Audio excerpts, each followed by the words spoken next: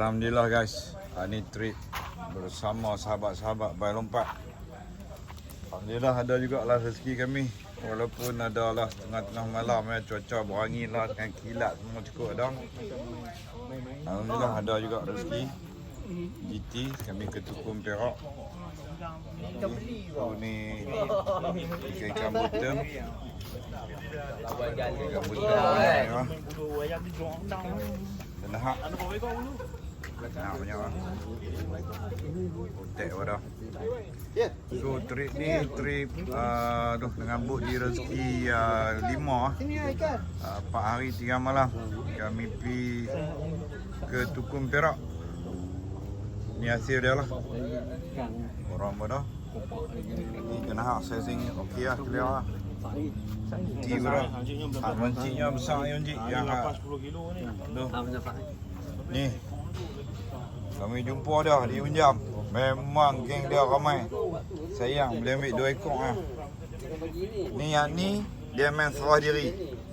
Memang serah diri. Tak ketinggalan ni. Yang ni sizing dia elok. Ikan kita panggil otek dan juga potan. Yang kelabu tu potan, yang tu otek. So ni play-play dah. Bang dari mana bang? Dari mana? Saya? Ya. Saya dari Ipoh. Dari Ipoh? Ipoh ada berapa orang? Ipoh ada 2 orang. 2 orang? Mana nama apa? Usin. Husin. Seorang lagi? Seorang lagi nama Rusdi. Rusdi. Ni abang kita dari mana? Gombau, Senawang. Gombau, apa khabar Jang? Gombau, Senawang. Nama. Okey. Ni kita punya sahabat. Mantap. Dari Bangi, Bangi pula. Dari Salam. Salam. Ni dari Bangi. Dari Bangi. Yang ni.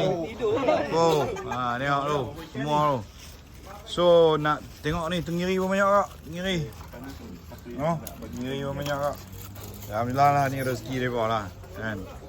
So rezeki kita tak tahu kena mai lah. Kena mai dulu lah. Botol rezeki kita macam mana. Kan.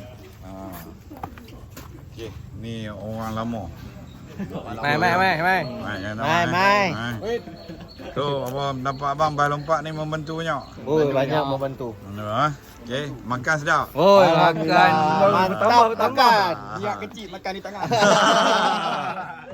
Ni kita tanya ni orang lama kita. Ni sahabat kita Al Jafar. Macam mana okey trip ni okey lah noh. Bah lompat. Melompat. Hamba kena mai lah. Dia kata hamba melompat-lompat hamba kena mai.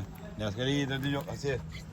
Ya, GT tangan kawan ni banyak ni. Ni membunuh. Ni.